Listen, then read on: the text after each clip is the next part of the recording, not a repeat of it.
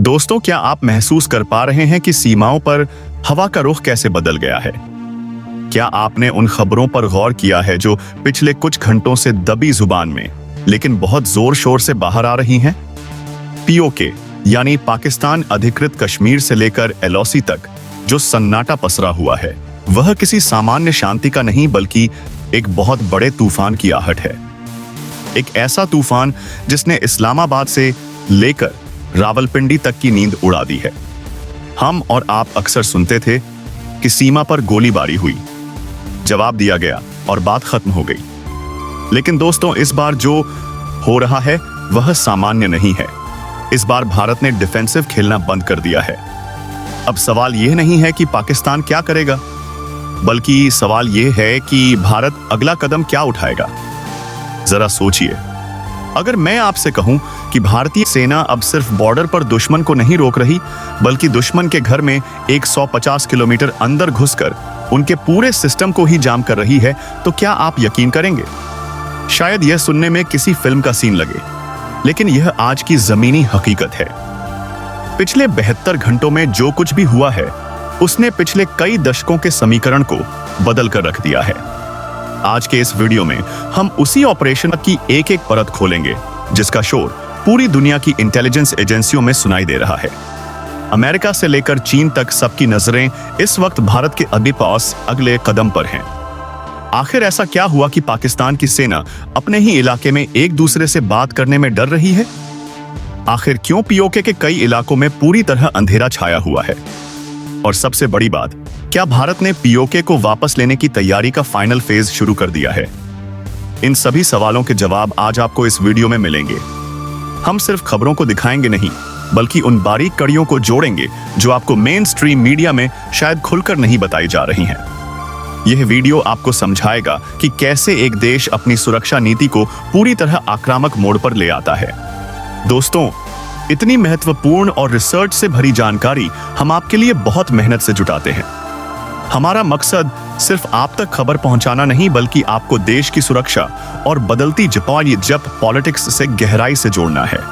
अगर आपको लगता है कि हम सही दिशा में काम कर रहे हैं, तो बस एक सेकंड निकालकर इस वीडियो को लाइक जरूर कर दें। आपका एक लाइक हमारे लिए बहुत बड़ा मोटिवेशन है।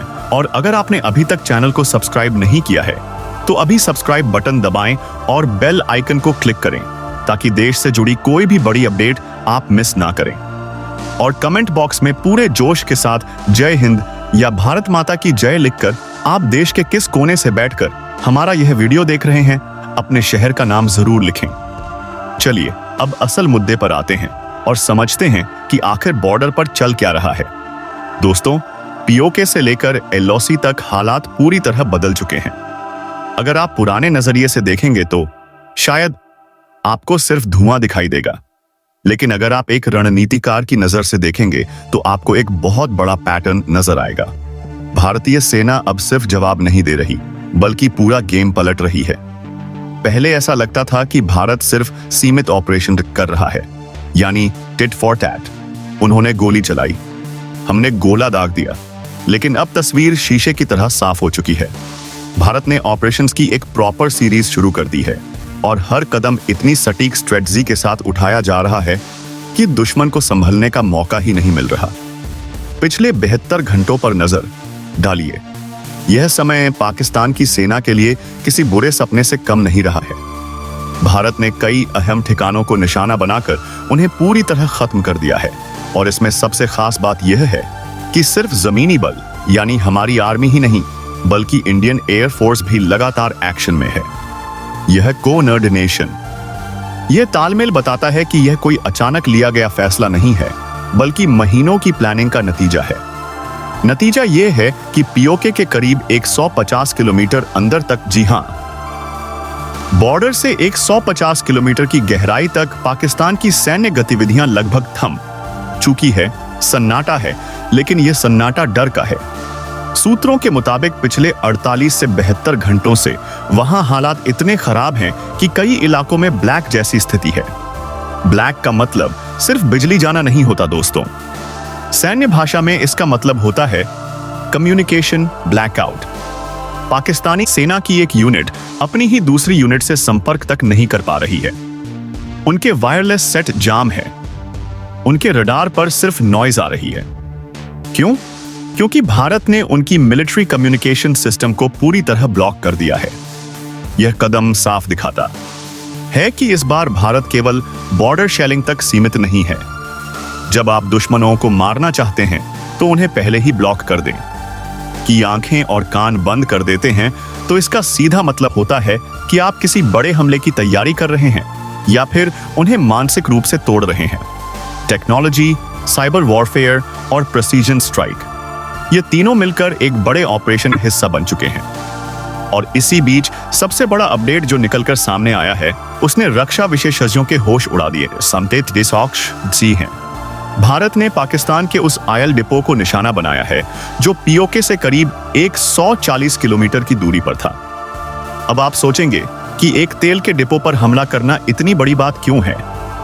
दोस्तों, इसे ध्यान से समझिए। युद्ध में या तनाव की स्थिति में सेना पेट के बल नहीं बल्कि ईंधन के बल पर चलती है। यह डिपो कोई आम पेट्रोल पंप नहीं था।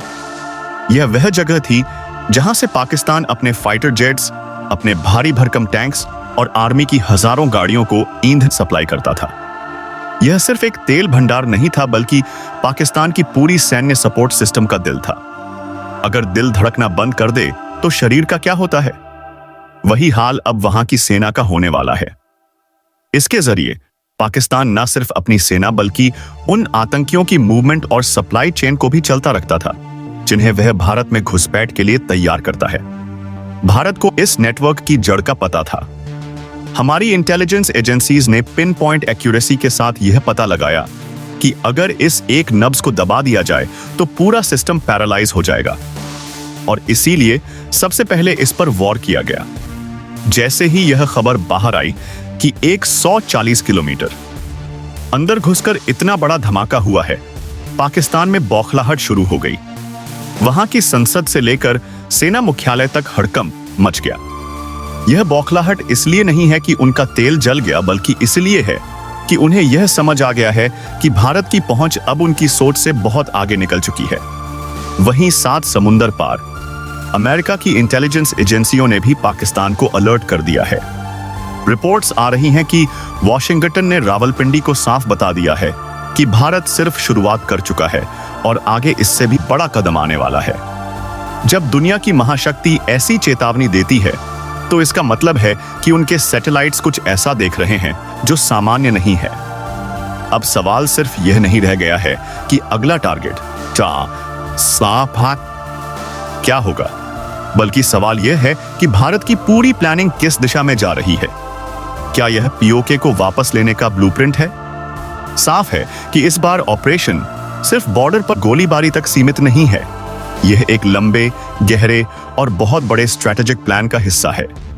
दोस्तों, यकीन मानिए, यह काफी बड़ी डेवलपमेंट है। हम इतिहास बनते हुए देख रहे हैं। भारत ने इस बार सिर्फ सीमित जवाब नहीं दिया, बल्कि पूरी तैयारी के साथ वह बड़ा गेम शुरू किया है जिसका इंतजार देश दशकों से कर रहा था।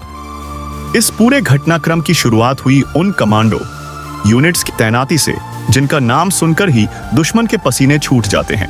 पैरा एसएफ, मार्कोस और गरुड़। आपने इन नामों को फिल्मों में सुना होगा, लेकिन असल जिंदगी में यह मौत के दूसरे नाम हैं। पैरा एसएफ जमीन पर, मार्कोस पानी और दलदली इलाकों में और गरुड़ आसमान से। यह भारत की ट्रायड शक्ति है। यह कोई आम यूनिट नहीं है, बल्कि वही टीमें हैं जिन्हें सिर्फ हाई वैल्यू टारगेट्स और सबसे खतरनाक मिशन दिए जाते हैं। इनके बॉर्डर पर एक्टिव होने का मतलब साफ है। भारत इस बार पीओके और एलओसी पर आधे मन से नहीं, बल्कि आर पार के मूड में है। एक क्लियर प्लान के साथ आगे बढ़ा जा रहा है। इसी के साथ उत्तरी सेक्टर में तैनात इंडियन आर्मी की 3rd, 4th और 14वीं कोर को पूरी तरह अलर्ट मोड पर डाल दिया गया है। 14वीं कोर, जिसे फायर एंड फ्यूरी कोर भी कहा जाता है, उसका एक्टिव होना यह बताता है कि हम किसी भी तरह के बड़े संघर्ष के लिए तैयार हैं। दूसरी तरफ भारतीय वायुसेना ने भी आसमान में अपनी पकड़ मजबूत कर ली है। अपने बड़े बेड़े सुखोई 30 MKI, जो हवा में ही दुश्मन को खत्म कर सकता है। राफेल जो अपनी टेक्नोलॉजी के लिए जाना जाता है। मिराज जिसने बालाकोट में अपना दम दिखाया था, और हमारा अपना LCA तेजस सब रेडी मोड पर रखा हुआ है। रनवे खाली हैं, पायलट कॉकपिट में है और रडार दुश्मन की हर हरकत पर नजर गड़ाए हुए हैं। यह सब संकेत थे कि भारत सिर्फ रूटीन गश्त नहीं कर रहा, बल्कि कुछ बहुत बड़ा करने जा रहा है। और फिर वही हुआ जिसका डर पाकिस्तान को था। भारत ने अपनी सबसे स्ट्रेटेजिक चाल चली, एक ऐसी चाल जिसने शतरंज की बिसात पलट दी। इसे आप एक सर्जिकल स्ट्राइक जैसा ऑपरेशन कह सकते हैं, लेकिन इसका स्केल और इसका मकसद उससे कहीं बड़ा था। इस बार टारगेट कोई लॉन्चिंग पैड या छोटा मोटा आतंकी कैंप नहीं था। इस बार भारत ने पाकिस्तान की सप्लाई लाइन पर सीधा वॉर किया। जरा सोचिए, उस ऑयल डिपो का उड़ जाना पाकिस्तान के लिए कितना बड़ा झटका है। वह डिपो जहां से पाकिस्तान अपनी पूरी मशीनरी को चलाता था। आप खुद सोचो दोस्तों, बिना फ्यूल के कोई टैंक लोहे का बेकार डिब्बा है। बिना एविएशन फ्यूल के कोई भी फाइटर जेट, चाहे वह F-16 हो या JF-17, जमीन पर खड़ा खिलौना है। और ना ही सीमा पर ट्रकों और बख्तरबंद गाड़ियों की बड़ी मूवमेंट की जा सकती है। भारत ने एक ही झटके में उनकी गतिशीलता, उनकी मोबिलिटी छीन ली है। इसे कहते हैं मॉडर्न वॉरफेयर। बिना लड़े ही दुश्मन को अपाहिज बना देना। अब जब यह रिफ्यूलिंग सेंटर खत्म हो चुका है, तो पाकिस्तान की हालत यह है कि जो कुछ भी बचा खुचा तेल है, उसे बहुत दूर बैठे दूसरे डिपो से लाना पड़ेगा। यानी समय ज्यादा लगेगा, खर्चा ज्यादा होगा और सबसे बड़ी बात, रिस्क ज्यादा होगा। क्योंकि जब उनके टैंकर खुले रास्तों से तेल लेकर आएंगे, तो भारत के लिए उन्हें निशाना बनाने की एक खुली विंडो मिल जाएगी। यह एक जाल है जिसमें पाकिस्तान बुरी तरह फंस चुका है। इसी बीच एक और बड़ा अपडेट आया है, जिसने इस पूरे मामले को आतंकवाद के ग्लोबल नेटवर्क से जोड़ दिया है। आपको याद होगा, दिल्ली में हाल ही में कुछ संदिग्ध गतिविधियां देखी गई थी। दिल्ली हमले की साजिश में जो विस्फोटक इस्तेमाल हुआ था, उसकी फॉरेंसिक जांच में ऐसे संकेत मिले हैं जो सीधे ISI और ISIS के कनेक्शन 1 की तरफ इशारा करते हैं। मतलब बात सिर्फ कश्मीर या बॉर्डर की नहीं रही। अब मामला इंटरनेशनल टेरर नेटवर्क तक जा चुका है। यह सबूत भारत के हाथ में एक बहुत बड़ा कूटनीतिक हथियार भी है। अब भारत दुनिया को बता सकता है कि हम सिर्फ अपनी सीमा नहीं बचा रहे, बल्कि हम दुनिया को एक बड़े खतरे से बचा रहे हैं। इसीलिए भारत अब सिंगल डोमिनो यानी एक तरफा रणनीति पर नहीं, बल्कि 3 तरफा रणनीति पर काम कर रहा है। जमीन पर सेना का दबाव, हवा में एयर स्ट्राइक का खौफ और अदृश्य दुनिया यानी साइबर सिस्टम में दुश्मन की नसबंदी। भारत के साइबर यूनिट्स ने, जो अब दुनिया के बेहतरीन साइबर योद्धाओं में गिने जाते हैं, पाकिस्तान की कई मिलिट्री कम्युनिकेशन लाइनों को ब्लॉक कर दिया है। इसका असर यह हुआ कि उनकी यूनिट्स एक दूसरे से कोऑर्डिनेट या समन्वय नहीं कर पा रही हैं। कल्पना कीजिए, एक कमांडर अपने सैनिकों को ऑर्डर देना चाहता है, लेकिन लाइन डेड है। इससे जो कंफ्यूजन, जो अफरा तफरी मचती है, उसका फायदा उठाते हुए भारत ने अपना अगला कदम रखा। कमांडो यूनिट्स, ड्रोन और गाइडेड मिसाइलों के एक घातक कॉम्बिनेशन से LOC के पास मौजूद 17 लॉन्चिंग पैड्स को एक साथ ध्वस्त कर दिया गया। 17 लॉन्च पैड्स, यह कोई छोटी संख्या नहीं है। यह वह जगह थी जहां सैकड़ों आतंकी भारत में घुसने का इंतजार कर रहे थे, लेकिन घुसने से पहले ही उन्हें वहां दफन कर दिया गया। अब POK में स्थानीय लोगों के बीच भी डर साफ देखा जा सकता है, और पाकिस्तान की सेना, जो अब तक बड़े बड़े दावे कर रही थी, समझ चुकी है कि इस बार भारत पीछे हटने वाला नहीं है। यह पूरा ऑपरेशन केवल शुरुआत है, अंत नहीं। दोस्तों, अभी भले ही यह ऑपरेशन हमें जमीन और हवा में ज्यादा दिख रहा हो, खबरों में आर्मी और एयरफोर्स की चर्चा ज्यादा हो, लेकिन हमारी भारतीय नौसेना यानी इंडियन नेवी भी चुपचाप बिना किसी शोर के अपनी बहुत बड़ी भूमिका निभा रही है। समंदर में जो खेल चल रहा है, वह पाकिस्तान की अर्थव्यवस्था की कमर तोड़ने के लिए काफी है। अरब सागर में तैनात भारत के 2 विशालकाय एयरक्राफ्ट कैरियर IAS विक्रमादित्य और IAS विक्रांत ने पाकिस्तान वैन के समुद्री रास्तों को एक तरह से सील कर दिया है। समुद्र में घेराबंदी का मतलब समझते हैं आप। इसका मतलब है कि अब पाकिस्तान चाहे बाहर से मिसाइल मंगाने की कोशिश करे या अपनी पनडुब्बियों को बाहर भेजने की, भारत की नजर हर एक लहर, हर एक मूवमेंट पर है। कराची बंदरगाह से निकलने वाला हर जहाज भारतीय रडार की पकड़ में है। यानी यह ऑपरेशन सिर्फ जमीन तक सीमित नहीं है। भारत ने हवा, जमीन और समुद्र तीनों मोर्चों पर एक साथ सुरक्षा का ऐसा चक्रव्यूह रच दिया है जिसे भेदना पाकिस्तान के बस की बात नहीं। यह एक क्लियर संकेत है कि इस बार भारत सिर्फ जवाब देने के मूड में नहीं है, बल्कि पूरा सिस्टम बदलने जा रहा है। वह यथास्थिति जिसे स्टेटस को कहते हैं, उसे भारत ने तोड़ दिया है। इस बीच भारत की खुफिया एजेंसी राह ऑन ग्राउंड इंटेलिजेंस से एक बड़ी रिपोर्ट सामने आई। इस रिपोर्ट ने खुलासा किया कि पीओके में कई मासूम गांवों को ढाल बनाकर वहां आतंकियों का लॉन्च पैड बनाया गया था। यह पाकिस्तान की पुरानी चाल है, आम नागरिकों के बीच आतंकियों को छिपाना। इन्हीं गांवों से घुसपैठ, हमले और हथियारों की सप्लाई हो रही थी। भारत के सामने चुनौती यह थी कि आम नागरिकों को नुकसान पहुंचाए बिना इन कैंसर सेल्स को कैसे खत्म किया जाए। इसीलिए भारत ने सिर्फ ठिकाने उड़ाने की जगह अब पूरे कंट्रोल सिस्टम को डिसमेंटल करने का फैसला किया। एलओसी के कुपवाड़ा, पुंछ, कैरन और राजौरी सेक्टर में जो हमेशा से संवेदनशील रहे हैं, भारतीय सेना भारी आर्टिलरी यानी बड़ी तोपों का इस्तेमाल कर रही है। वो फोर्स और वज्र जैसी तोपों की गूंज ने दुश्मन के हौसले पस्त कर दिए।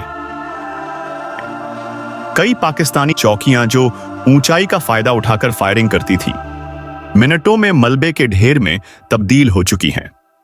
पाकिस्तान ने जवाब देने की कोशिश जरूर की, क्योंकि उनकी इज्जत का सवाल था, लेकिन इस बार भारत की रणनीति आपकी बिल्कुल अलग थी। हम उनकी फायरिंग का इंतजार नहीं कर रहे थे। यह आम फायरिंग नहीं थी, बल्कि पॉइंट टू पॉइंट स्ट्रेटेजिक कब्जा था।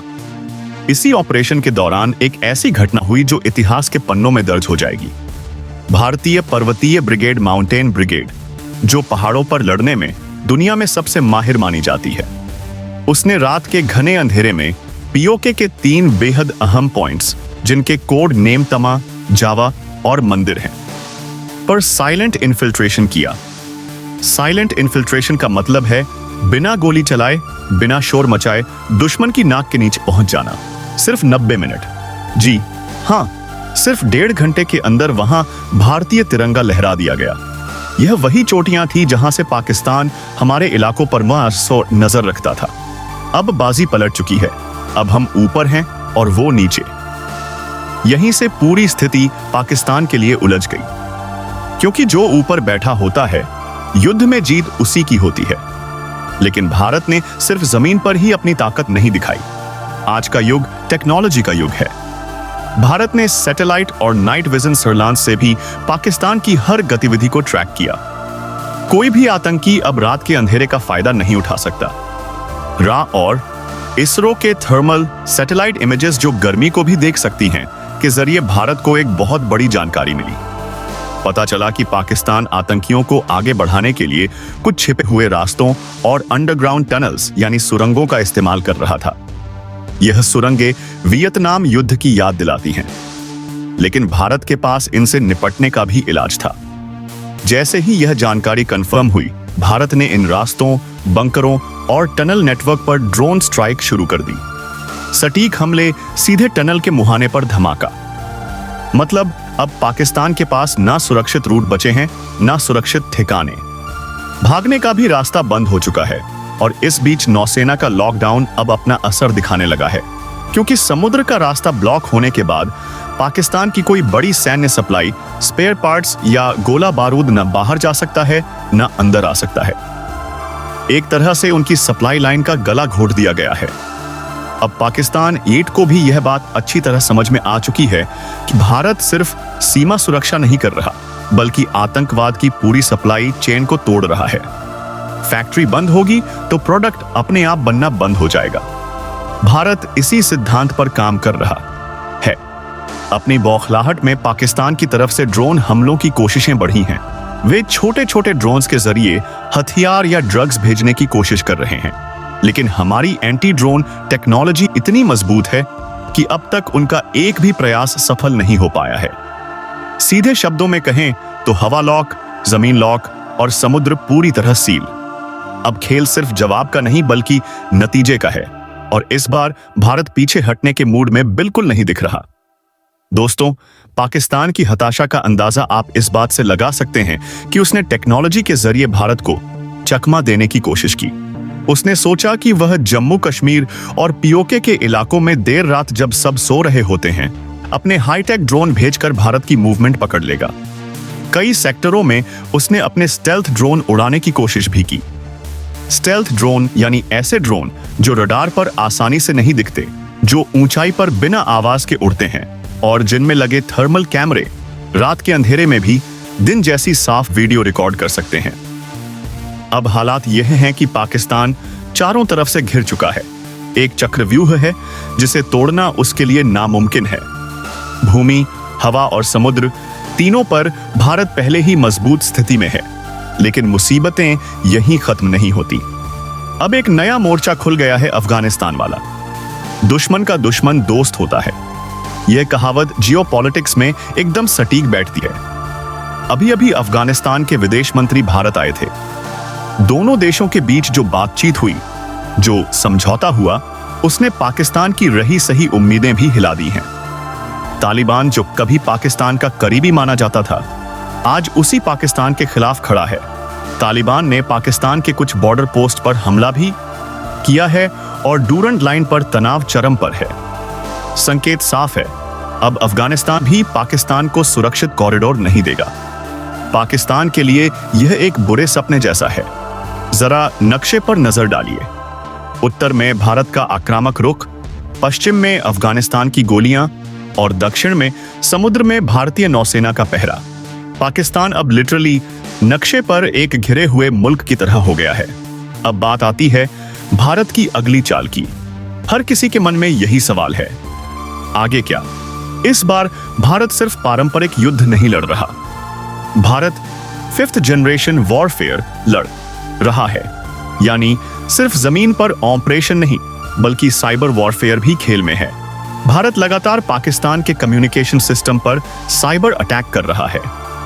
इसका मकसद किसी को मारना नहीं, बल्कि उनके कमांड एंड कंट्रोल को खत्म करना है। उनके ठिकानों, कमांड सिस्टम और ऑपरेटिंग नेटवर्क को ब्लॉक किया जा रहा है। यह क्यों महत्वपूर्ण है, समझिए।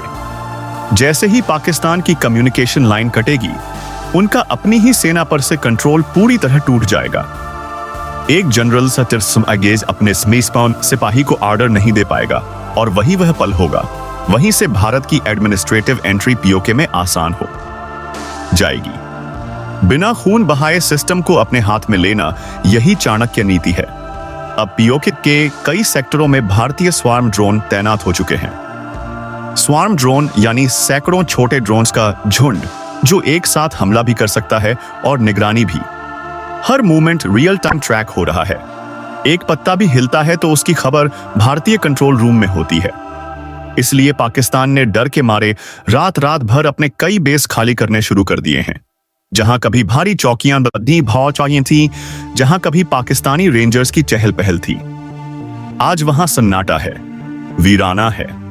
भारत की निगरानी इतनी मजबूत है कि पाकिस्तान का हर कदम सैटेलाइट और सर्विलांस से रिकॉर्ड हो रहा है। इसी वजह से अब दुनिया के बड़े बड़े रक्षा विशेषज्ञ ओपनली कह रहे हैं, विदेशी मीडिया में आर्टिकल्स छप रहे हैं कि अगर भारत इसी रफ्तार और रणनीति से आगे बढ़ता रहा तो वह दिन दूर नहीं जब पीओके में प्रशासनिक नियंत्रण भारत के हाथों में होगा। दुनिया यह होते हुए देखेगी, नक्शे बदलेंगे और इतिहास फिर से लिखा जाएगा। दोस्तों, यह सारा घटनाक्रम हमें बताता है कि एक राष्ट्र जब अपनी सुरक्षा को सर्वोपरि रखता है तो वह क्या कर सकता है।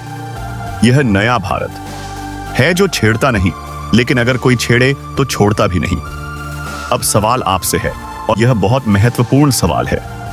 आपको क्या लगता है, क्या इस बार यह गेम बस एक वार्निंग या चेतावनी तक रुकने वाला है, या फिर जो दशकों पुराना सपना है पीओके का भारत में विलय, वह हकीकत, वह सच्चाई पुशिता ये पूरी होने वाली है? क्या हम अपनी आंखों से अखंड भारत की एक और तस्वीर बनते हुए देखेंगे? क्या भारत को अब आर पार की लड़ाई लड़नी चाहिए या कूटनीति से पीओके वापस लेना चाहिए? इन सब पर आपकी क्या राय है? कमेंट करके जरूर बताएं। और दोस्तों, यह थी आज की बड़ी खबर, वह पूरा वाकया जो सरहद पार चल रहा है। यह रिपोर्ट काफी रिसर्च, डाटा एनालिसिस और मेहनत के बाद हमने के सामने रखी है, ताकि आप तक सिर्फ शोर नहीं बल्कि सच पहुंचे। तो अगर आपको हमारी ये मेहनत, ये वीडियो पसंद आई हो और अगर आप भारतीय सेना के इस शौर्य को सलाम करते हैं तो वीडियो को लाइक और चैनल को सब्सक्राइब जरूर करें। इस वीडियो को ज्यादा से ज्यादा लोगों तक शेयर कीजिए, व्हाट्सएप पर, फेसबुक पर, अपने घर वालों के साथ, अपने दोस्तों के साथ। मिलते हैं अगली एक और नई वीडियो में नई खबर के साथ। तब तक के लिए इस वीडियो के अंत तक बने रहने के लिए आप सबका दिल से धन्यवाद। जय हिंद, जय भारत, जय श्री राम।